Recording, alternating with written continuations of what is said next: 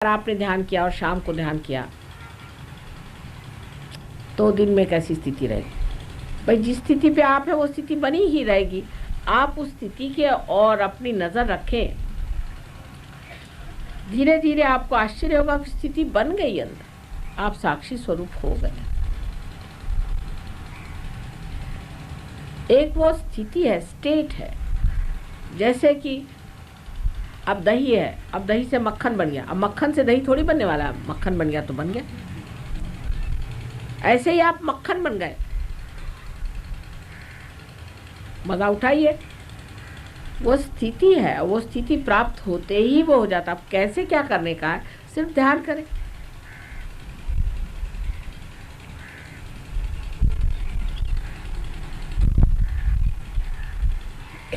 हाँ, एक बात और, अब किसी के सवेरे ध्यान नहीं हुआ तो अब मेरा ध्यान नहीं हुआ, ध्यान नहीं हुआ, ऐसे नहीं सोचना चाहिए। अपने यहाँ कोई सिस्टम नहीं, मैंने आपसे पहले बताया, कोई सिस्टम नहीं, अपने एटीट्यूड पे है। ध्यान नहीं हुआ तो कोई बात नहीं, 1 मिनट आंख बंद कर दी, ध्यान हो गया। कोई कोई लोग 4-4 घंटे, अरे बाप रे बाप, इतना काय को करने का, एक 5 मिनट बहुत है। 4 घंटे का ध्यान सहयोग में नहीं करना होता, फिर काम कब करिएगा? ये तो ऐसा हुआ कि मशीन बना बना के रख दी और रख दी वहाँ पे। मशीन का काम है वो तो करना है जब मशीन बनाई किस चीज़ के, पर हम काम कर रहे हैं ये भावना तोड़नी चाहिए, नहीं तो आप थक जाएंगे, बीमारियां हो जाएंगी।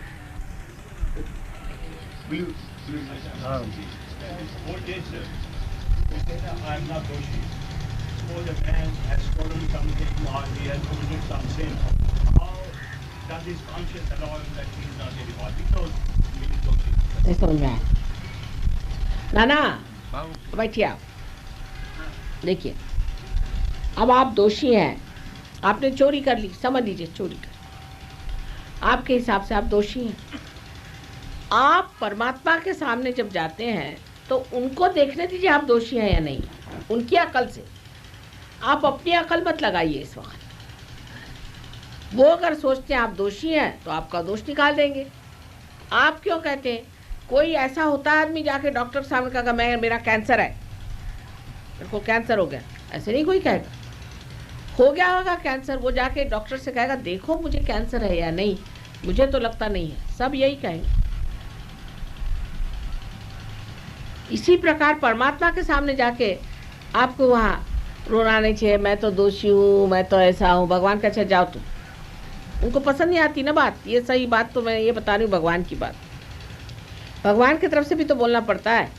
उनको ऐसे लोग पसंद नहीं आते जो रात दिन गिगियाते हैं। वल्लभाचार्य एक बार गए, सूरदास जी से मिले।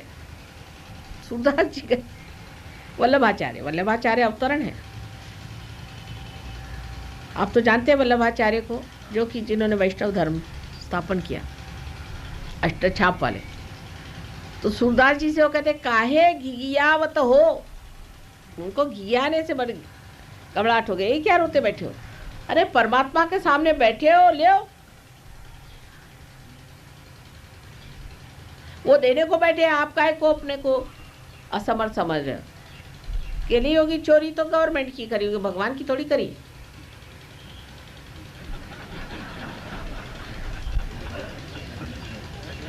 भगवान का थोड़ी गवर्नमेंट है। इसका मतलब नहीं कि मैं चोरी करना सिखा रही हूँ, सब छूट जाएगा। माता जी, आपने कल कहा था कि जब शेर किसी को खाता है तो उसको पाप या पुण्य का एहसास नहीं होता। क्या ऐसे ही हिरण को जब शेर खाता है तो उसे भी तकलीफ होती है या नहीं? यदि होती है तो नहीं होती, यह न्याय नहीं है? देखिए, हम लोगों को बड़ी गलत फहमियाँ है। हिरन को उसकी अवेयरनेस नहीं है, जो इंसान की अवेयरनेस है, ह्यूमन अवेयरनेस में हमको तकलीफ और जो मानसिक परेशानियाँ, पीड़ा होती है, उसकी अवेयरनेस जानवरों को नहीं होती। इस पर बहुत एक्सपेरिमेंट्स हुए हैं और अब एक्सपेरिमेंट से ये बात सिद्ध हो गई कि उनकी अवेयरनेस और ह्यूमन अवेयरनेस में बड़ा अंतर है। जैसे कि अभी एक ल्याल वॉटसन करके एक महाशय हैं, उन्होंने सुपर नेचर करके किताब लिखी हुई है, हालांकि बहक गए, थोड़े थोड़े बहक जाते हैं, पर तो भी जो बात लिखी कि एक बंदरिया थी, उसका बच्चा बीमार था तो परेशान रही, पूरे चीखती रही, लेकिन जैसे वो बच्चा मर गया उसको छोड़ के चली गई, दूसरी जगह छोड़ गया, मर गया, कोई मतलब ही नहीं। उसके बाद रोना पीटना सब खत्म, जैसे देखा मर गया ना, अब खत्म, अब फायदा क्या रोने से, चल दी। पर अपने यहाँ जब तक जिंदा रहेगा तब तक तो कोई नहीं रोएगा, कोई पूछेगा भी नहीं कि किधर बैठे हैं। जब मर गया तो सारे दुनिया के लोग आ जाएंगे, अरे बाप रे ये कहाँ से आ गए सब। हम जहाँ लंदन में रहते थे, एक साहब मर गए तो किसी को पता नहीं चला, 1 महीने तक मरे पड़े रहे। तो उनके यहाँ फिर वो जो दूध वाला जाता था, उसने देखा कि इतनी बोतलें इकट्ठी हो गई हैं, तो ये मर गया कि क्या, तो खबर करी, तो पता हुआ मरे पड़े हुए महीने भर से। लास्ट उन्होंने जो चिट्ठी डेट लिखी थी उसे 1 महीना हो चुका। उनके बच्चे हैं, बच्चों के बच्चे हैं, उनके पोते हैं। बाद में देखा कि उनका इतना बड़ा कंपाउंड था, सब लोगों से भर गया और सब लोग शोक मनाने लगे। क्या फायदा। तो जानवर की अवेयरनेस और हमारी अवेयरनेस।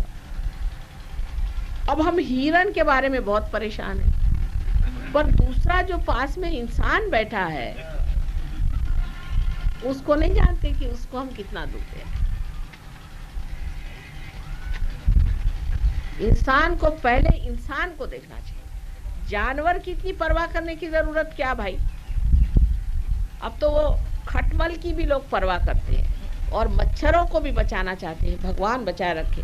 मैं क्या इन लोगों को रियलाइजेशन दे सकती हूँ? क्या मुर्गियों को बचा के रखो? काहे के लिए? मुर्गी को मैं क्या रियलाइजेशन देने वाली हूँ? तो यहाँ से गवर्नमेंट ऑफ इंडिया ने निकाला कि मगर के वो जो छाल होती है उसको बाहर मत भेजो, बंद कर दिया। इतनी मगरें हो गई हैं कि अब उनको समझ नहीं आ रहा है कि करे क्या इनका। जिसका जो उपयोग है वो करना है।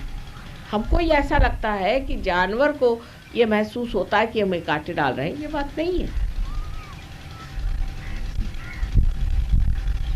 वो जिस लेवल पे चलते हैं वो लेवल और है, हमारा लेवल और है, हमारी चेतना और है। जिस चीज को हम महान समझते हैं जानवर नहीं समझते। अब शेर तो बैठ के सोचता नहीं कि हिरन क्या सोचे, और हिरन को अगर वो मार के खाता है तो ये उसका खाद्य है, वही खाएगा जो भगवान ने कहा है कि तू हिरन ही को खाओ। तो क्या वेजिटेरियन बन सकता है क्या बेचारा शेर? वो क्या करे? वो क्या वेजिटेरियन होगा? वो क्या घास पत्ती खाएगा? अब वो क्या करे? अब दुर्गा जी को तो सब भूत खाने पड़ते हैं।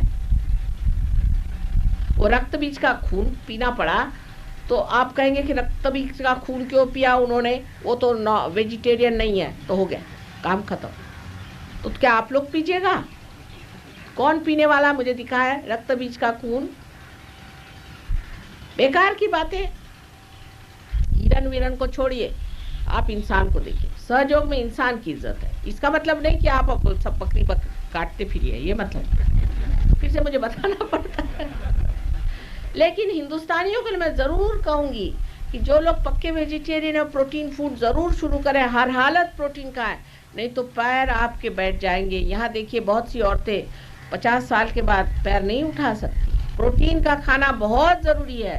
ये तो मैं बार बार कहूँ, चाहे वेजिटेरियन रहो उसमें कोई हद नहीं, पर प्रोटीन जरूर खाएं, नहीं तो पैर आपके कमजोर हो जाएंगे, अंजाइना की बीमारी हो जाएगी, हृदय की तकलीफ हो जाएगी, सारे मसल्स कमजोर पड़ जाएंगे।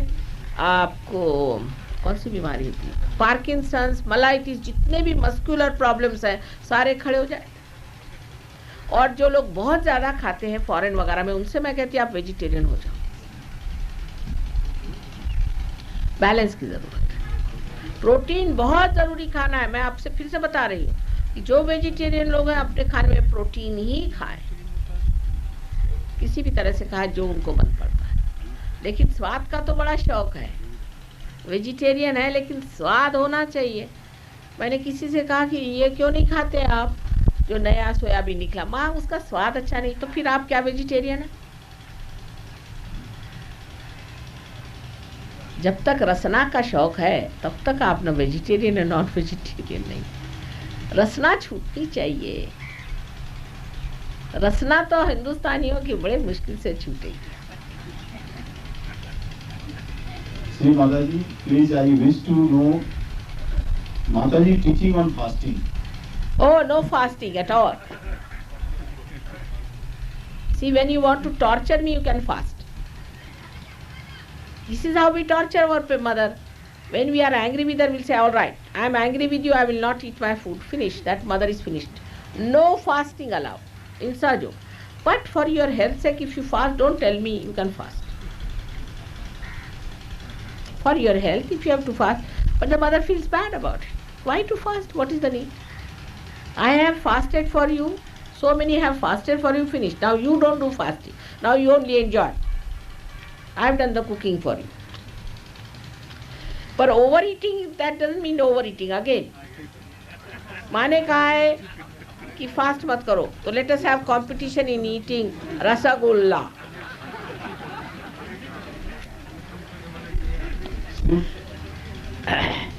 श्री माता जी, क्रोध को जीतने का उपाय बताएं। क्या का? क्रोध को क्रोध, एंगर। क्रोध सत्य बात के लिए ही आता है। बहुत उपाय किया, कोई असर नहीं। आप ही के श्रीमुख से ये बताएं। क्रोध जो आता है वो लिवर से आता है, सत्य वत्य के लिए नहीं आता। माने हम हमेशा सही हैं और दूसरे लोग गलत हैं, ये सोच लेने से हमेशा क्रोध आता है। अब वो क्रोध करते करते जमते जमते जमते एक बमगोला बन जाता है, और जैसे ही कोई आया बात कुछ नहीं, उस पर भड़ाक से उतर जाता है, और हम उसको फिर जस्टिफाई करते कि इसलिए मुझे क्रोध आया था, ये सही बात थी, ये थी। क्रोध आना चाहिए, लेकिन आपके काबू में। आप घोड़े पे सवार हैं, घोड़ा आपके काबू में होना चाहिए, लेकिन आप तो घोड़े के बहकाव में चले जाते, तो इसको मैंने क्रोध मान। ये लिवर से आता है।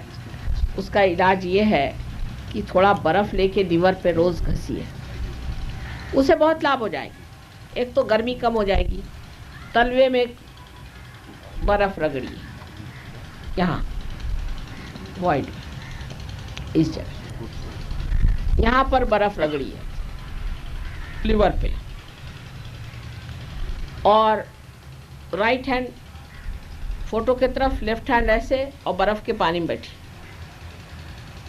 जिससे ठंडक आ जाएगी। ठंडक आने से क्रोध कम हो जाएगा। ये सब लिवर की खराबी से होता है। जिस आदमी का लिवर खराब होता है, उसके पास अगर जाना हो तो एक साथ में डंडा लेके जाना चाहिए, और ऐसा आदमी अगर सो रहा हो तो उसको जगाना नहीं चाहिए, कभी भी नहीं उठ के 2-4 मार देगा।